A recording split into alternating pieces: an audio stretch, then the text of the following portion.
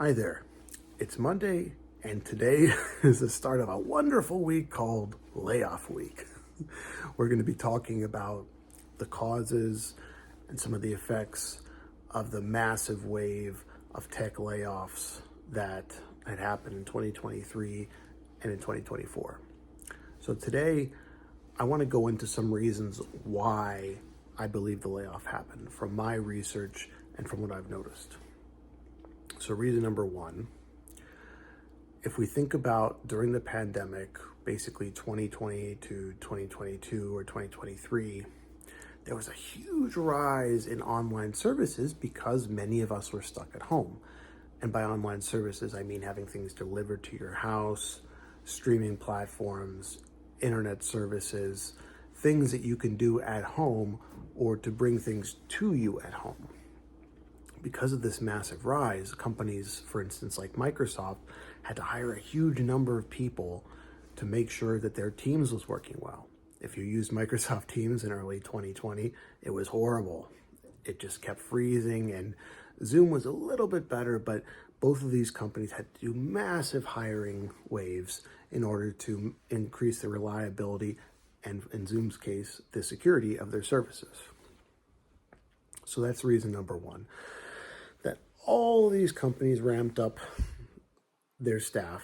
And now that the pandemic is kind of ending, or at least is appearing to have tapered off and people are going back to their regular lives, these companies just no longer need all these individuals. Thing number two is that if you recall in 2020, mortgage rates were between 2 and 3%. It was crazy. I refinanced my house, and so did many other people. And along with mortgage rates, business loans were very, very low interest rate. So it was cheap to lend money. And so money was cheap. And so it was cheap to say, gee, I want to hire a bunch of people. Okay, I'm going to take myself a business loan, and the interest rate is not that bad, and so I'm not going to worry about it. Right now, if a company wants to take out a loan for new employees to pay for them, for instance, let's say you're a company that sells services to the government. And so you onboard the employee, you pay for the employee for 60 days, and then at 60 days, your government client pays you back. You have this 60-day gap when you've got to kind of cover the employee's costs. So normally a bank loan could be something that would take care of that.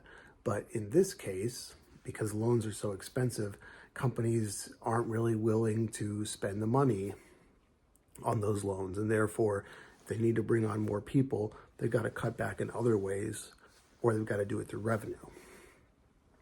Thing number three is that a lot of jobs, especially tech-related jobs, can now be mostly or partially automated using AI. So a lot of jobs, especially jobs that are very, very highly skilled, if those jobs can be automated by AI, then companies are going to take advantage of that, and they're going to use AI, which is going to be much less expensive than retaining an employee.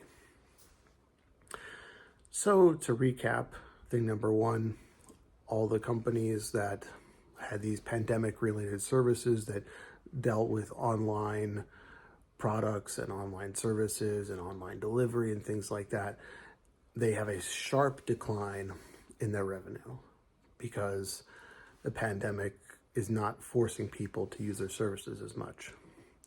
Thing number two, business loans are now much more expensive, a much higher interest rate. And so onboarding a bunch of people is now something that is not as advantageous to take out a loan for.